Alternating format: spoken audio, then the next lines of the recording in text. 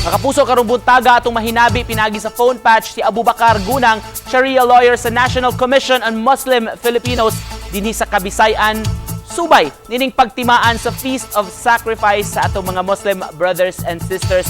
Mayong buntag, Mr. Gunang. Mayong buntag and assalamualaikum.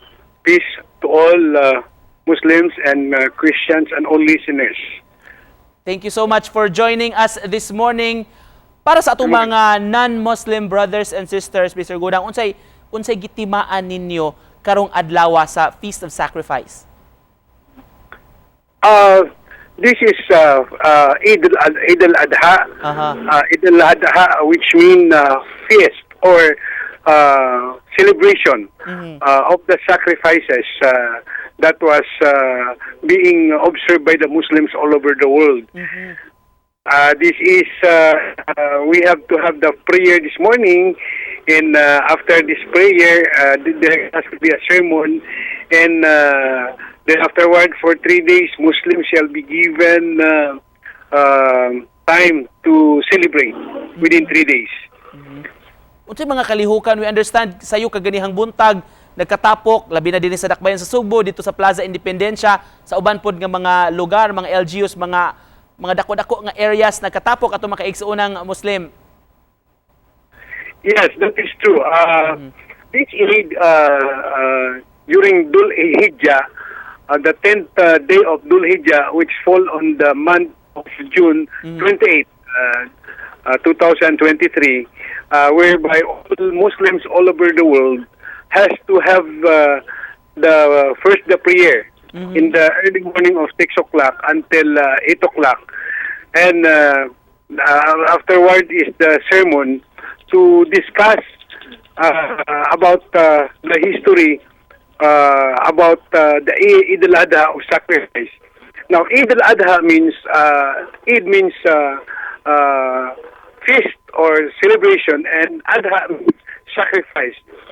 This is a reenactment of the time where Prophet Abraham sacrificed his only son, Prophet Israel.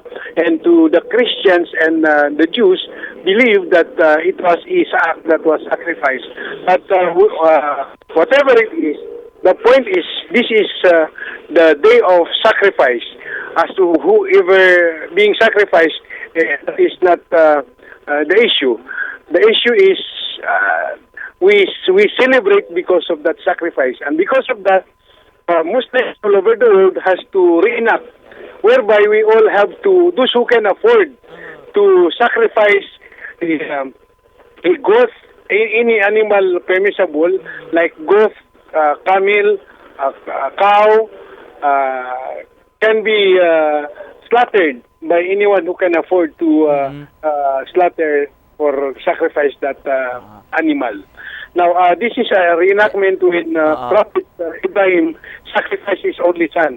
And when he has to sacrifice that his son Ismail, immediately there was a ram that was substituted, and it was that ram that was sacrificed. Yes. Just to close this, Mr. Gunang, pasensya, limitado kaya itong oras, mensahe lang nimo sa atong mga kaigsuonan ng mga Muslim, sa mga Kristiyano nga nagtan-aw karon on behalf sa NCMF Visayas. Yes, thank you very much. We look forward that whether it be Muslims or Christians, ang mensahe na to is let us continue to observe our prayer and our attachment to God, because He is our Creator. We can stand as one and believe in the one and believe in God, so that we can strengthen our relationship to Him. And aside from that, we have to strengthen our relationship to all the creations of God, which means all human beings.